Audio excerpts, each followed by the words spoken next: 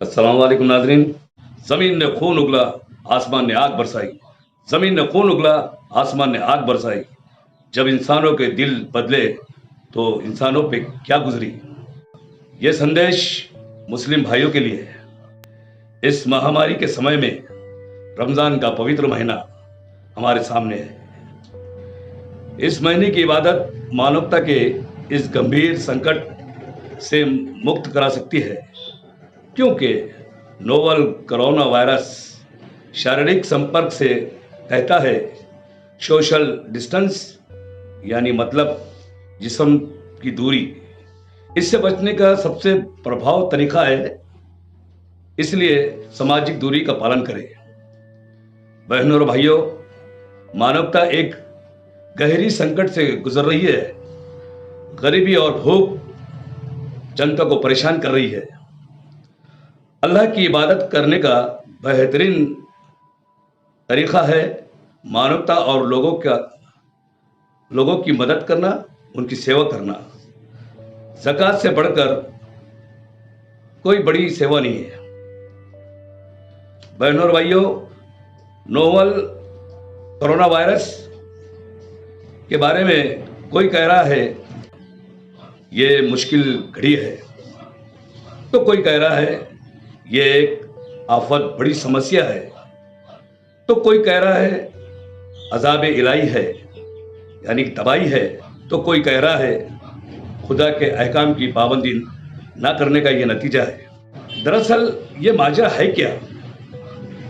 आओ इस पवित्र महीने में खूब इबादत करें, नमाजें, रोज़े, तरावी का एहतमाम करें और उस परवरदिगार आलम को रो रो कर, गिड़गिड़ा कर दुआएं मांगे, उसे राज़ी करे और कहो कि हमसे बहुत सारी गलतियां हुई, गुनाह हुए।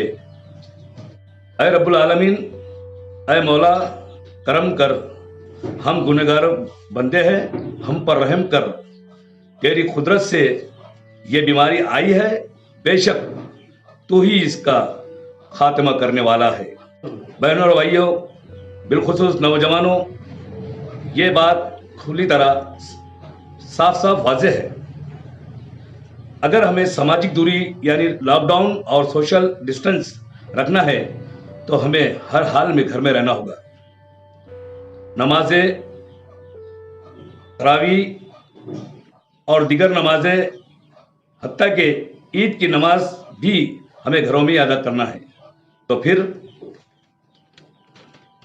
लॉकडाउन के हटने और चीज़ों की खरीदी का इंतज़ार क्यों?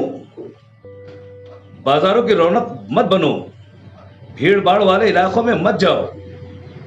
पहले एक गलत इल्ज़ाम हमारे तबलीगी जमात से लगाया गया है और अब दूसरा इल्ज़ाम लॉकडाउन में छूट देकर तुम्हारे जमा होने का इंतज़ार है, इसलिए न रहेंगी बांस न बजेगी बांसुरी।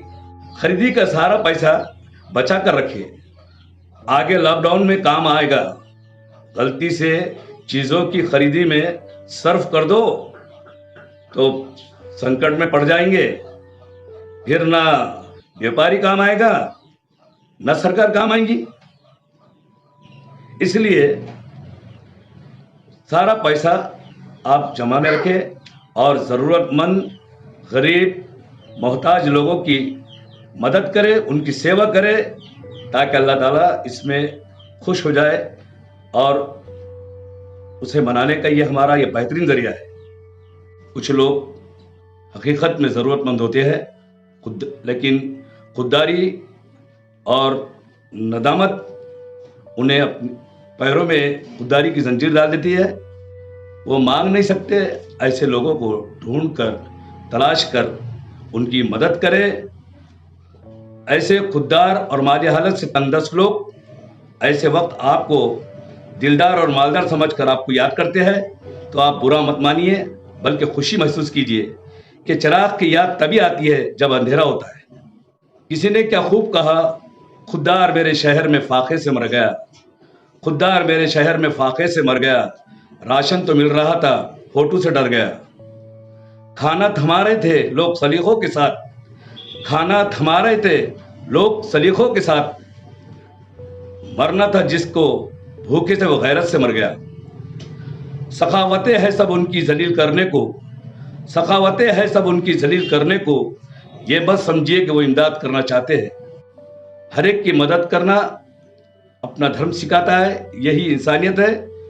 वो राम का लड्डू भी खा लेता है, वो रहीम की खीर भी खा लेता है। वो राम का लड्डू भी खा लेता है, वो रहीम की खीर भी खा लेता है। वो शख्स भूखा है साहब, उसे मजहब कहाँ समझ में आता है।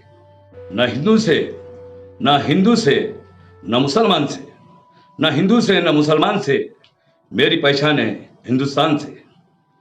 न तेरा न मेरा है ये हिंदुस्तान सबका है, न तेरा न मेरा है ये हिंदुस्तान सबका है।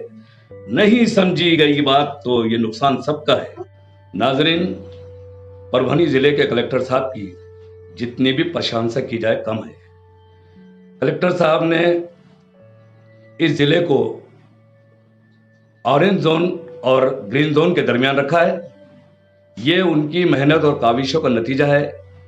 लॉकडाउन रखने का मतलब यही था कि अपना जिला महफूज रहे। अब चलिए उन अफराद की बात यहां पर कहता हूं।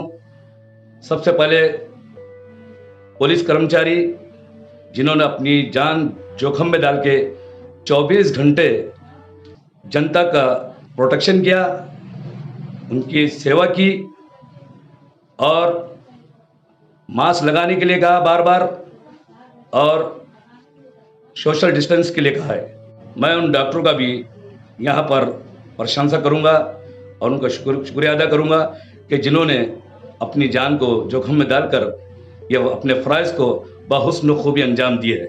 नाजरीन, ये थी वो चंद बातें जो आपको मैं कहना बहुत ज़रूरी समझता हूँ और अपनी बात को यहाँ पर ख़त्म करता हूँ। अस्सलाम वालेकुम, आदाब, शुक्रिया।